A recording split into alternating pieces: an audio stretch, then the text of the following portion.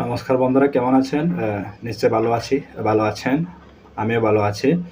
তো বন্ধুরা, আজকে আপনাদেরকে আমি একটা টিপস শেয়ার করব, যেটা হয়তো অনেকে জানেন না। দেখুন, এখন বর্তমান যুগে প্রায় মানুষের কাছে ২-৩ টা আইডি বা পেজ এরকম পরিচালনা করতেছে। কিন্তু ওটা লগ আউট বা লগ ইন করতে একটা অ্যাপ দ্বারা তেমন সুবিধা পায় না।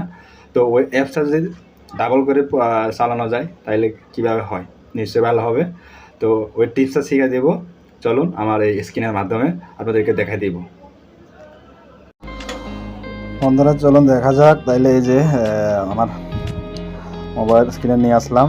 দেখুন আপনারা এখানে আমার 4টা ফেসবুক, 2টা ফেসবুক, 2টা মেসেঞ্জার ডাবল দেখেন।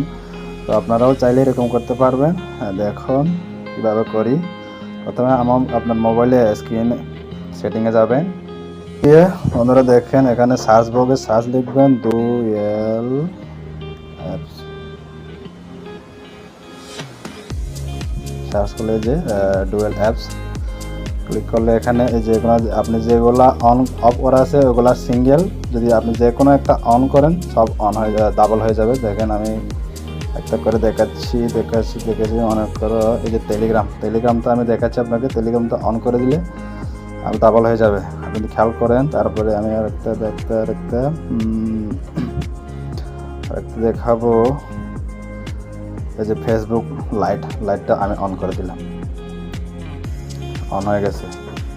তারপর দেখা যাক, অন হয়ে গেছে। তারপরে দেখি ব্যাক করে দেখেন, এই যে আমার এখানে light Facebook,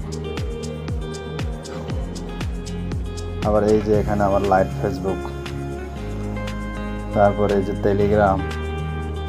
Telegram light Facebook সবগুলো চলে আসছে। তো চাইলে আপনারাও করতে পারেন।